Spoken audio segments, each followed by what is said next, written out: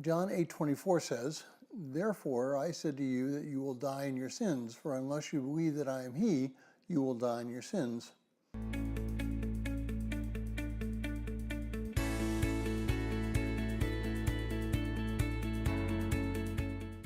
Well, if you're joining us in reading through the 60-day reading plan, today's reading is John 8:12 through 30, and I encourage you to read that passage.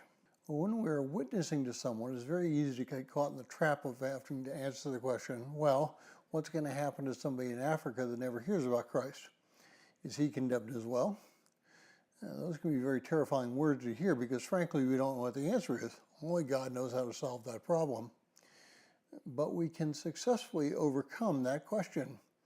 Our answer must simply be that we don't have the answer to that question, but we do have the answer to a related question.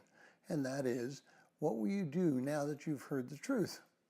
The truth has been presented to you, and now you have a decision to make. We cannot speak for God.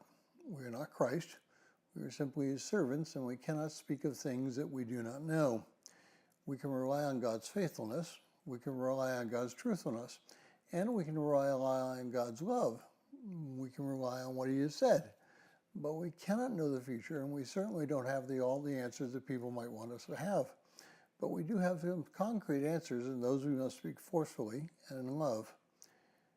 Each person is responsible for his and her life. We cannot be responsible for the decisions that other people make, even though we might like to do that. Each person must stand before God with the decisions that he or she has made. This truth follows throughout all life.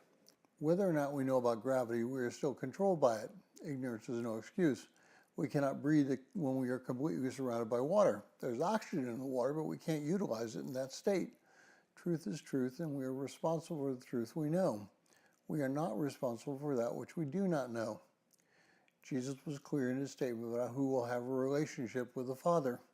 Our responsibility now is that we know it, is to accept what he says, confess our sin, and live our life through him.